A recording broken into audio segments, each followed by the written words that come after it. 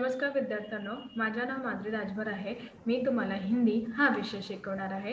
आज विद्यालय तुमच्या स्वागत करत आहे।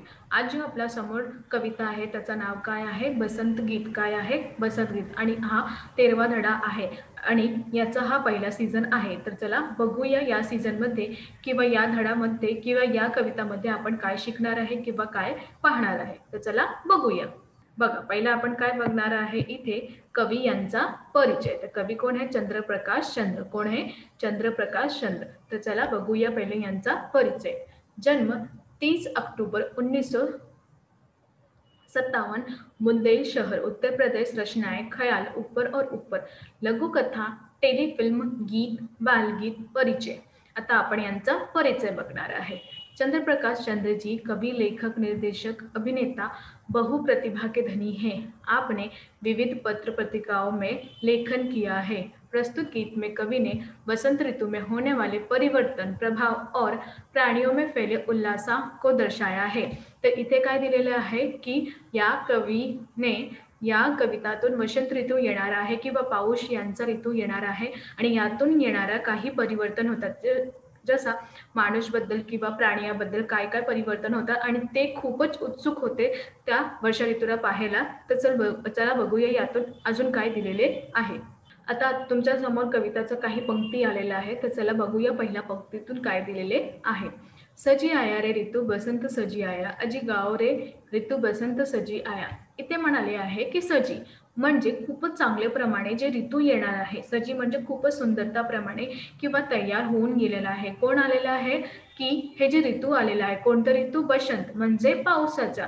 पावसाचा हा ऋतू म्हणजे वर्षा ऋतू आलेली आहे आणि यातून सांगितलं आहे की तुम्ही सगळं सजी आहे म्हणजे जे अशा प्रमाणे येतात आहे की सगळं जण कसं आहे तयार होऊन तयार झालेला आहे। आणि अजी गाओ रे म्हणजे ते म्हणाले आहे हा ऋतू आलेला आहे तर तुम्ही सगळं लोक मिळू गाऊया आणि यांचा आनंद घेऊया। ऋतू बसंत सजी आहे। कोणता ऋतू आलेला आहे? ऋतू बसंत म्हणजे पाऊस म्हणजे वर्षा ऋतू आलेली आहे। कळलं की नाही? हो। तर पहिला जे पंक्ती आहे त्यांचा अर्थ अशा प्रमाणे दिलेले आहे। आता दुसरा बघूया। कली कली करत कोकल, कुसुम मंद मंद मुस्कायो, गुनगुन गुंजे मधुमन, मधु मरकंद चुरायो। इथे म्हणाले आहे की जसं कली म्हणजे वर्षा ऋतू जेव्हा येतात त्यातून जे कलीवर जे फुलांचे कलीवर त्यावर पडतात तर याप्रमाणे जे कली कोमल दिलेले आहे त्यातून कुसुम निर्माण होते म्हणजे पुष्प जे आहे किंवा फूल जे आहे ते निर्धार परिवर्तन होऊन जात आहे। कळीतून ते कुठे परिवर्तन होते? पुष्पतून रूपांतरण होलेले आहे आणि या मंद मंद वाऱ्यातून किंवा या रूपांतरणातून ते मंद मंद म्हणजे खूपच चांगले प्रमाणे आनंदी होते आणि छान प्रमाणे हळूहळू काय करते? मुस्कुराते म्हणजे हसते। आणि यातून गुणगुण गुंजणारे जे भवरे आहे ते काय करते? गुंजन करून म्हणजे कसा त्यांचा आवाज होतात? गुणगुण करून अशा प्रमाणे येतात आणि त्या जे त्या जे त्या जे फूल खिललेले आहे त्यातून रस घेऊन जातात। कोणी? भवरा येतात आणि जे गुणगुण करून आवाज येतात आणि त्यातून ते भवरा येतात आणि जे कळी किंवा जे फूल खिललेलं आहे त्यातून त्यांचा रस किंवा मकरंद याप्रमाणे घेऊन जातात किंवा चोरून जात आहे। कोणी चोरून जात आहे?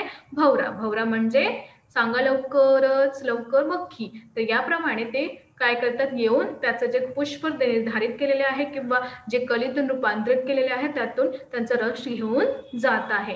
कळलं की नाही? हो। तर चला दुसरा बघूया।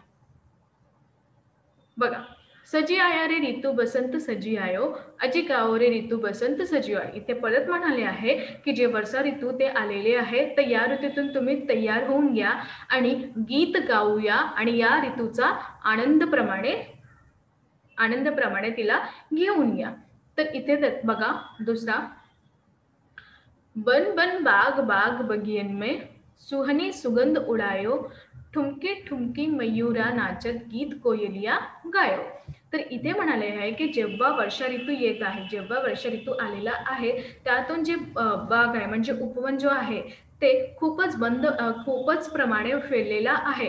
तर यातून जे बगिया आहे ते खूपच प्रमाणे मोठ्या प्रमाणे आलेला आहे त्यातून सुहानी म्हणजे खूपच सुगंध जे आहे सुहानी सुगंध म्हणजे त्यातून खूपच सुगंध निर्माण होऊन जात आहे. आणि याप्रमाणे जे मयूर आहे म्हणजे मयूर जो आहे ते नाचत आहे, ठुमक ठुमक करून नाचत आहे. आणि कोयल जो आहे त्या वर्षा ऋतूच्या आनंदाने किंवा वर्षा ऋतू जेव्हा येत आहे त्या आनंदाने कोयलिया गीत गात आहे. तर याप्रमाणे जे मयूर आहे ते नाचत आहे आणि जे वर्षा ऋतूचे स्वागत करीतून जे कोयल आहे किंवा कोकिला आहे ते काय करत आहे, गीत गात आहे, चांगल्या प्रमाणे गीत गात आहे. कळलं की नाही? हो. तर अजून बघूया, चला बघा. सजी आयो रे ऋतू बसंत सजी आयो, अजी गाओ रे ऋतू बसंत सजी आओ. तर याप्रमाणे इथे दिलेले आहे परत तेच की सजी आयो म्हणजे चांगल्या प्रमाणे तुम्ही सजे म्हणजे तयार होऊन या, कारण की जे वसंत ऋतू ते आलेलं आहे त्यातून तुम्हाला गायचं आहे किंवा त्यांचं रूपांतरण करून त्यांचं स्वागत करून तुम्हाला घेऊन यायचं आहे. तर चला बघूया अजून काय दिलेले आहे. पीली पीली सरसों फूली, काय? पीली पीली सरसों फूली, अरु बोर अमवा पे छायो, हरी हरी मटर बिछोने ऊपर अमित रंग बरसायो. इथे म्हणाले आहे की जेव्हा वर्षा ऋतू येत आहे किंवा वर्षा ऋतू आलेले आहेत तर याप्रमाणे जे सरसो म्हणजे मोरी जो आहे त्यातून त्याला फूल निर्धारित केलेले आहे. आणि हा फुलांचा रंग कसा आहे, पिवळा पिवळा. हा पिवळाचा रंग कसा आहे, पिवळा पिवळा सरसाचं फुलं आहे आणि खूपच चांगल्या प्रमाणे खिललेले आहे. तर याप्रमाणे जे आम आहे म्हणजे जे आंबे आहे किंवा कैरी आहे यांचा फूल पण निर्धारित केलं आहे. कारण की जेव्हा आंबे वाढतात किंवा आंब्याच्या झाडावर जेव्हा आंब्याचं फल वाढतात म्हणजे त्यांचे फूल जेव्हा निघतात त्याप्रमाणे त्यांचं रूपांतरण कशाप्रमाणे होतं, आंबा किंवा कैऱ्याप्रमाणे होता. तर याप्रमाणे अरू जे अरू आहे त्यातून बोर म्हणजे जे कैऱ्या आहे किंवा आंब्या आहे त्यातून फूल आलेलं आहे आणि खूपच चांगल्या प्रमाणे आपल्याला दिसत आहे. आणि हरी हरी मटर बिछोने ऊपर अमित रंग बरसायो आणि हिरवा हिरवा मटर, मटर तुम्हाला म्हणतात कळताना काय होतात, वाटाणे. जे हिरवा हिरवा मटर बिछोना म्हणजे असं वाटते की आपण जेव्हा झोपते त्यातून आपण बिछोने काढते ना त्याप्रमाणे मटर यांचा जे शेती अशा प्रमाणे दिलेले आहे किंवा दिसत आहे की त्या मटरात बिछोना दिलेले आहे आणि त्यातून खूपच चांगला रंग आपल्याला दिसत आहे किंवा त्यांचा ऊपर अमित रंग बरसा रहे आहे. तर याप्रमाणे यांचं जे रूपांतरण केलेले आहे किंवा त्यांचं रूपांतरण कशाप्रमाणे दिलेलं आहे की जे परत सांगते मी ध्यानपूर्वक बघा. जे पिवळ्या पिवळ्या जे सरसो आहे त्यांचं फुले खिललेले आहे आणि चांगल्या प्रमाणे दिसत आहे. आणि जेव्हा आपला आंबा निघतात तर पहिला काय होतात की त्यांचं फुलं फुटतात त्यांना काय म्हणतात, अरू. अरू त्यातून आंब्याचं फुल रूपांतरण आलेले आहे. आणि जे हिरवा हिरवा मटर आहे त्यातून असं आपल्याला असं वाटतं की बिछोना केलेला आहे आणि त्यातून खूपच चांगल्या प्रमाणे रंग आपल्याला दिसत आहे आणि त्या रंगाचा बरसोय म्हणजे बरसत आहे. कळलं की नाही? लवकरच लवकर सांगा.